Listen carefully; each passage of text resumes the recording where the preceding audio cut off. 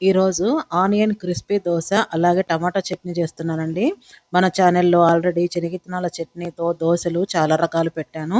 అందుకే ఈరోజు టమాటా చట్నీ చేస్తున్నాను. ఈ కాంబినేషన్ కూడా టేస్ట్ బావుంటుంది. మీరు ఒకసారి ట్రై చేస్తారని పెడుతున్నాను వీడియో చేసి. మామూలుగా ఆనియన్ దోస అంటే పచ్చెరగడ్డలు పైనేస్తారు కదా! అలా కాకుండా నేను ఇలా చేస్తున్నాను. ఇలా కూడా ఒకసారి ట్రై చేయండి. మీకు నచ్చుతుంది. చాలా బావుంటుందనమాట క్రిస్పీగా, క్రంచీగా.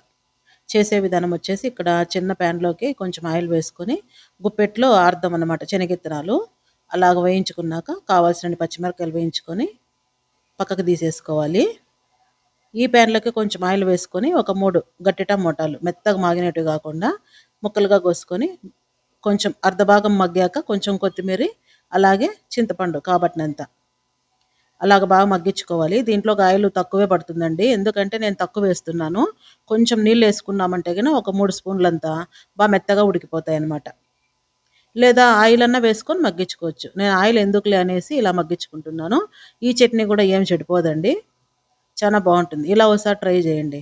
ఇలా మగ్గించుకున్నాక నీళ్ళేసి ఇంక స్టవ్ బంద్ చేసుకోవాలి. ఎందుకంటే ఆ నీళ్లు మనకు అవసరం ఉంటాయి. చట్నీలోకి ఇంక వేసుకోకుండా ఇలాగ మిక్సీ జార్‌లోకి అన్నీ వేసుకొని బరగ్గా ఆడించుకున్నాక మనం ఇందాక ఉడకబెట్టుకున్న టమాటాలు వేసేసుకొని లైట్‌గా మిక్సీకేసుకోవాలి. మళ్ళీ మెత్త పేస్ట్‌లాగా గాకుండా. ఇంక అయిపోయిందండి. ఇప్పుడొచ్చేసి కారం దోసకి తిరువాత ఇదే ప్యాన్‌లోకి ఆయిల్ వేసి ఆవాలు, జీలకర్ర చిటపటన్నాక ఓ 2 ఎర్రగడ్డలు అలా చిన్న ముక్కలుగా కట్ చేసి, కరేపాకు అలాగే ఇది ఒట్టిమిరపొడండి. మనం మాగినకాయలు పక్కకేసింటాం గదా! అవి ఎండబెట్టినట్టనమాట. అవి వేస్తేనే టేస్ట్ చానా బావుంటుంది. ఈ మనం కొనకొచ్చిన ఒట్టిమిరపకాయలు ఎయగూడదు. ఇలా చేయండి మీకు నచ్చుతుంది. ఇలా కొంచెం చల్లారినాక మగ్గించుకున్న ఎర్రగడ్డలను దోసపిండిలోకేసుకోవాలి. వేడి వేడిది వేయగూడదు.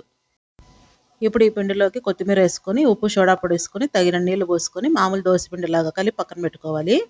ఇప్పుడు పెనం వేడయ్యాక కొంచెం నీళ్లు జీలకరించి ఎర్రగడ్డ నల్ల రుద్దేసుకుంటే గిన స్మూత్‌గా లేస్తాయన్నమాట అతుక్కోకుండా. ఇక్కడ నేను చూపిస్తున్న విధంగా ఉండాలి పిండి. మరీ నీళ్ళగా ఉండకూడదు, మరీ గట్టిగా ఉండకూడదు. ఇలాగ పెనం వేడయ్యాక ఒక గంట పిండి వేసేసుకొని ఇలా రుద్దుకోవాలి. ఇలా స్లోగా రుద్దుకున్నాక నెయ్యి వేసుకొని స్లిమ్‌లో పెట్టుకుంటూ, హైలో పెట్టుకుంటూ బాగా ఎర్రగా కాల్చుకోవాలి. ఎర్రగా కాల్చుకున్నాక అటు ఇటు తిరిగేసుకోవాలి. సిమ్‌లో పెట్టుకుంటే బాగా ఎర్రగా కాలుతాయండి. ఇప్పుడు తిరిగేస్తున్నాగా చూడండి అసలు అతుక్కోకుండా ఈజీగా లేసింది కదా!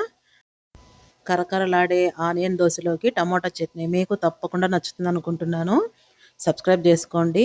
అలాగే ఫేస్‌బుక్, ఇన్‌స్టాను కూడా ఫాలో అవ్వండి. మరిన్ని మంచి రెసిపీస్‌తో వస్తుంటాను. Thank you.